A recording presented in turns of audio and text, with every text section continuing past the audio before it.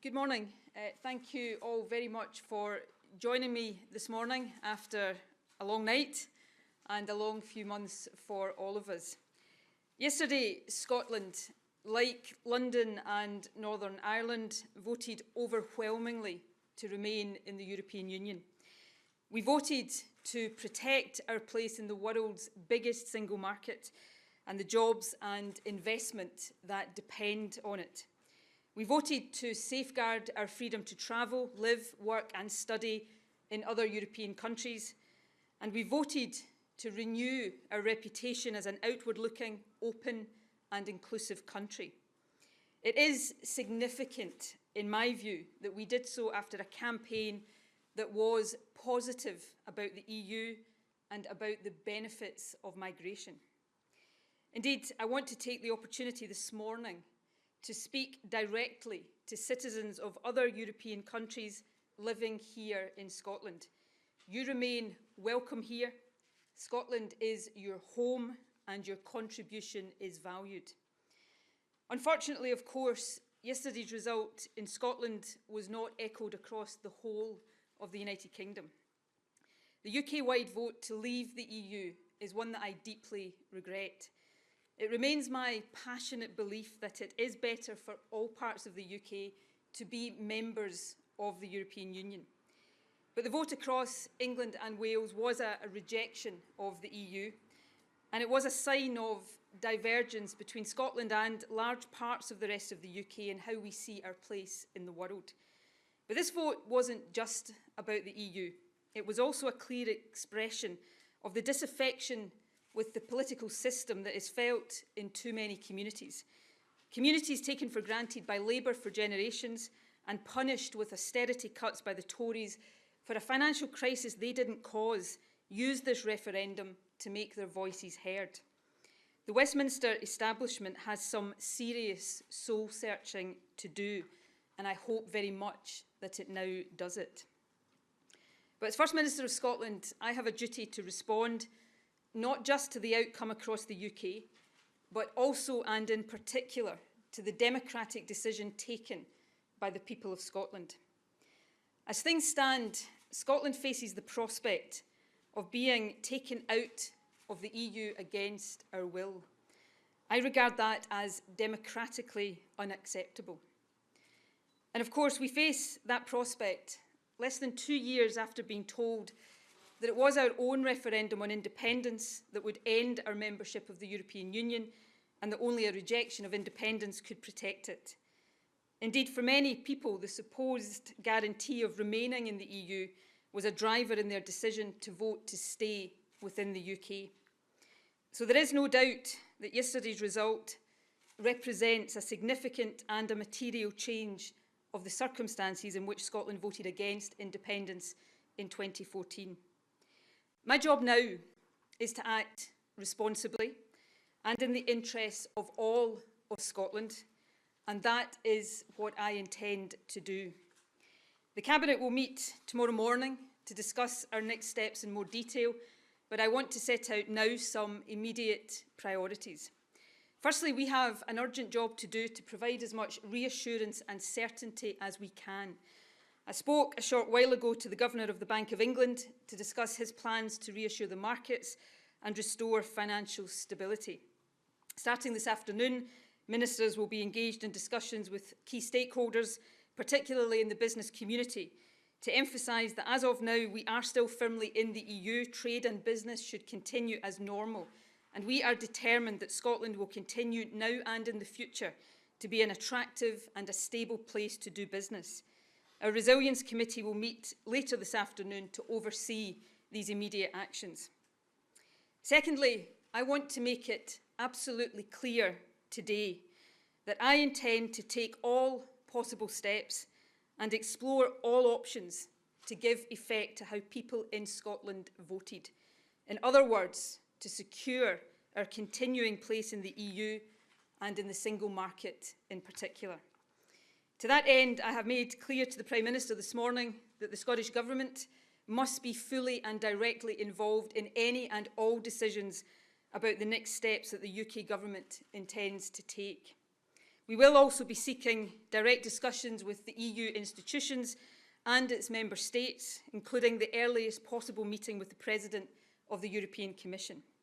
I will also be communicating over this weekend with each EU member state to make clear that Scotland has voted to stay in the EU, and that I intend to discuss all options for doing so.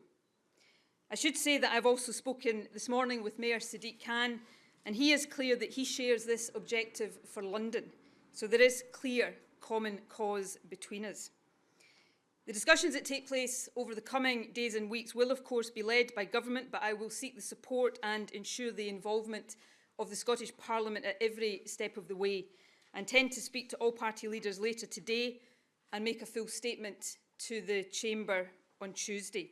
I'll also make a further statement following tomorrow's meeting of the Scottish Cabinet. Lastly, let me address the issue of a second independence referendum. The manifesto that the SNP was elected on last month said this: the Scottish Parliament should have the right to hold another referendum if there is a significant and material change in the circumstances that prevailed in 2014, such as Scotland being taken out of the EU against our will. Scotland does now face that prospect. It is a significant and material change in circumstances, and it is therefore a statement of the obvious that the option of a second referendum must be on the table, and it is on the table. Clearly, though, there are many discussions to be had before final decisions can be taken. It would not be right to rush to judgment ahead of discussions on how Scotland's result will be responded to by the EU. However, when the Article 50 process is triggered in 3 months' time, the UK will be on a 2-year path to the EU exit door. If Parliament judges that a second referendum is the best or only way to protect our place in Europe, it must have the option to hold one within that timescale. That means we must act now to protect that position. I can therefore confirm today that in order to protect that position, we will begin to prepare the legislation that would be required to enable a new independence referendum to take place if and when Parliament so decides.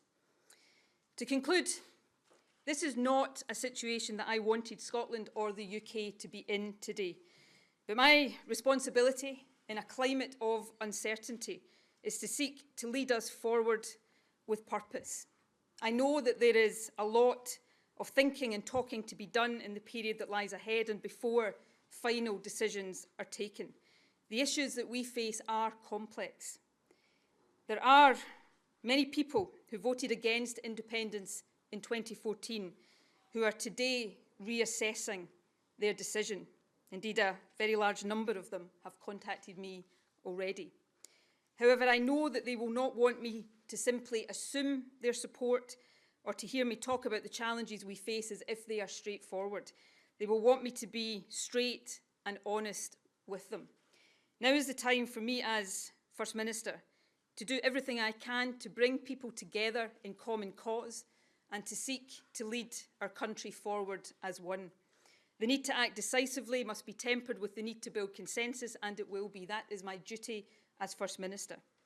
After a campaign that has been characterised in the rest of the UK by fear and hate, my priority in the days, weeks and months ahead will be to act at all times in the best interests of Scotland and in a way that unites, not divides us. And let me also be clear about this. Whatever happens as a result of this outcome, England, Wales and Northern Ireland will always be Scotland's closest neighbours and our best friends. Nothing will ever change that. But I want to leave no one in any doubt about this. I am proud of Scotland and how we voted yesterday. We proved that we are a modern, outward-looking, open and inclusive country. And we said clearly that we do not want to leave the European Union. I am determined that we will do what it takes to make sure that these aspirations are realised. In closing, let me just say a word or two about the Prime Minister. David Cameron and I have very many political disagreements, not least over the conduct of this referendum. But as I am learning every single day, leadership is not easy. David has been the Prime Minister of the UK for 6 years. It is a tough job, and whatever our disagreements, he deserves our thanks for his service. I wish him and his family well for the future. From these comments, I'm happy to take some questions. Glenn Campbell. First Minister, if not an independence referendum, what other options are available to you? Well, I think an independence referendum is now highly likely, but I also think it's important that we take time to consider all steps and to have the discussions, not least to assess the response of the European Union to the vote that Scotland expressed yesterday. I am absolutely determined in my responsibility to give effect to how Scotland voted yesterday, and it's important that I take all steps to make sure that we explore all options to do exactly that. Colin. Is that independence referendum that you say is highly likely, will that go ahead with or without consent of Westminster? Because you had consent the last time. Well, obviously we would seek to follow the same precedent that we did the last time, but I think in the circumstances where the Scottish Parliament decides that that option is an option that it wants to exercise, I think it would be inconceivable that, particularly in the circumstances that have given rise to this, that the UK government would seek to stand in its way. But of course, these are some of the discussions that we will be seeking to have in the days and weeks ahead. I'll take Peter. First Minister, you say you want Scotland to remain in the EU. You say that to do that you're likely to propose a referendum. The rest of the UK will be out of the EU. That must mean there will be a border between Scotland, a proper, real border between Scotland and England. These are issues that we now have to assess and consider, and we have to do that calmly and rationally. That's why I have said very, very clearly in the remarks I've made today that I am not going to stand here and pretend to anybody that the issues we face are straightforward. We face many complex issues, which is another reason why, in addition to being determined about giving effect to how Scotland voted, I'm going to take the time to make sure that all of Scotland considers all of these issues and has the chance to move forward as one. I think that is of the utmost importance at this time. Sarah. First Minister, are you confident that in the potential turmoil that could follow a Brexit, that those are circumstances in which Scotland will want to vote for independence? I think in the circumstances of turmoil, and can I say I don't want to see turmoil affecting any part of the United Kingdom. I believe the decision that was taken across the UK yesterday was the wrong decision, a mistake. But I hope very much that some of the fears that were had about it are not realised, because it would not be in the interests of people anywhere in the UK if they are. But I'm not sure that is not more in hope than in expectation. But it is exactly because of the uncertainty and the potential turmoil that we face that I think it is in my responsibility to seek to bring Scotland together, to lead Scotland forward into a position that allows us to continue with the stability and the certainty that membership of the European Union gives us. I am not saying that these issues are straightforward, but I do think that is the responsibility and indeed the opportunity that now lies before us. Right, I'll take Martin. Presumably you don't want to risk losing another referendum. You'll call it when the polls tell you you're almost certain to win it. What level of support do you need at the polls? My guiding principle in every decision I take over these next days, weeks and months will be what I judge to be in the best interest, not of the SNP or as me as First Minister, but what I judge to be in the best interest of Scotland. That is the responsibility I have, and that's how I will guide every decision I take. Right, I'll take one more question. You just said the vote shows that Scotland is forward-looking.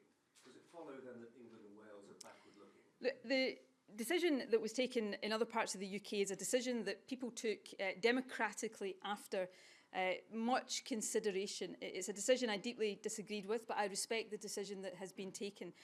But I said during the campaign that I believed it was important to protect our position in the European Union and in the wider world as an outward-looking, inclusive country. I think that's what Scotland voted for yesterday, and that's the position I want to protect. I'll take one more question.